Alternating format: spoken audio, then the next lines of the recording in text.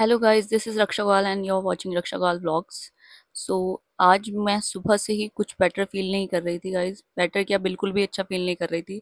मुझे बहुत ज़्यादा वीकनेस फील हो रही थी और मैं बैठे बैठे यही सोच रही थी कि अगर ऐसे ही वीकनेस धीरे धीरे बढ़ती चली गई तो फिर मेरा बहुत बुरा हाल होने वाला है। तो खुद को बूस्ट करने के लिए मैंने सुबह सुबह पिया गर्म पानी और पीछे हिमांशु जी घोड़े बेचकर सो रहे हैं। नहा धोकर की मैंने पूजा और पूरा किया अपना गीता का पाठ। उसके बाद मैं बैठी हुई थी, रेस्ट कर रही थी और हिमांशु जी यहाँ पर फ्रूट्स वगैरह कट करने में लगे हुए थे अपने पापा जी और मेरे लिए।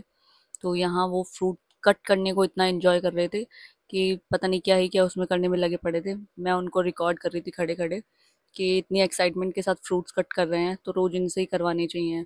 नहीं गाइज, वैसे मजाक से हटकर ईश्वर की कृपा ही है जो मुझे हिमांशु जी जैसा पति मिला है, क्योंकि वो इतने केयरिंग है। अगर उनको थोड़ा सा भी आइडिया लग जाए कि मेरी तबीयत ठीक नहीं है या मैं थोड़ा सा भी लो फील कर रही हूँ तो वो अपनी तरफ से कुछ भी करने में कोई कसर नहीं छोड़ते हैं।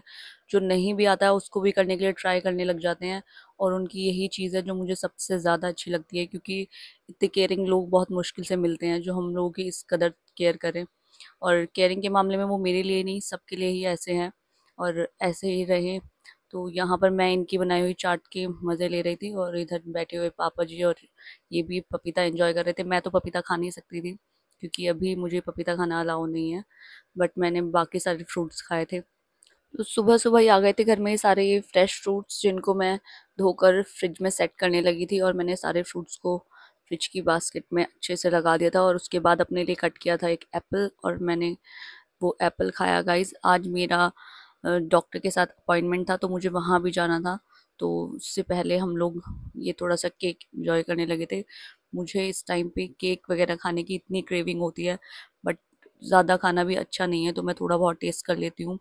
लंच में मैंने खाई थी छोले की सब्जी, थोड़ी सी मूंग की दाल और उसके साथ रोटी। उसके बाद हमें निकलना था हॉस्पिटल तो मैं रेडी हो गई थी यहाँ हॉस्पिटल जाने के लिए और हम लोग फाइनली टाइम से हॉस्पिटल पहुँच गए थे। और यहाँ नर्स ने मेरा बीपी वगैरह चेक किया, मेरा वेट चेक किया और मेरा वेट 2 किलो बढ़ गया था गाइस, जिसको देखकर मैं बहुत खुश हुई, क्योंकि इससे पहले जितनी बार भी मैं वेट चेक करने के लिए जाती थी तो मैं बहुत डिसअपॉइंट होकर ही आती थी वापस, क्योंकि मेरा वेट हमेशा कम होता चला जाता यहाँ था। हिमांशु जी टिटनेस का इंजेक्शन लेकर आए थे और सिस्टर ने मुझे इंजेक्शन दे दिया था, जिसके बाद मेरे हाथ में इतना तेज़ वाला दर्द फील होने लगा था मुझे।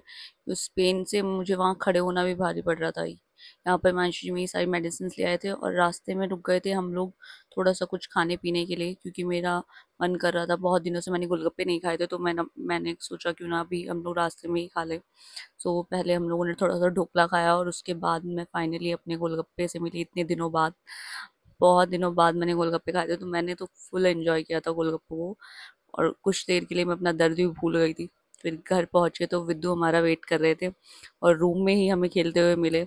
इनकी स्माइल ही इतनी प्यारी है कि इनको देखकर ही दिन बन जाता है इंसान का, चाहे वो कितने ही खराब मूड से क्यों ना बैठा हुआ हो, बट इनकी हरकतों को देखकर उसे हंसी आ जाए और उसका मूड भी काफ़ी हद तक अच्छा हो जाएगा। यहाँ मेरे हाथ का जो पेन था वो बढ़ता ही चला जा रहा था, तो मैंने उसके लिए सिकाई करना शुरू किया बर्फ़ से, जो कि मुझे डॉक्टर ने ही बोला था कि आप इसको कर लीजिएगा। पिछला जो मुझे डोज़ लगा था उसमें मैंने ये लापरवाही करी थी कि मैं भूल गई थी सिकाई करना और उसका मुझे बहुत अच्छा परिणाम भुगतना पड़ा था। बट अब की बार मैंने सिकाई कर ली थी और मुझे रिलीफ़ मिला, उससे बहुत रिलीफ़ मिला।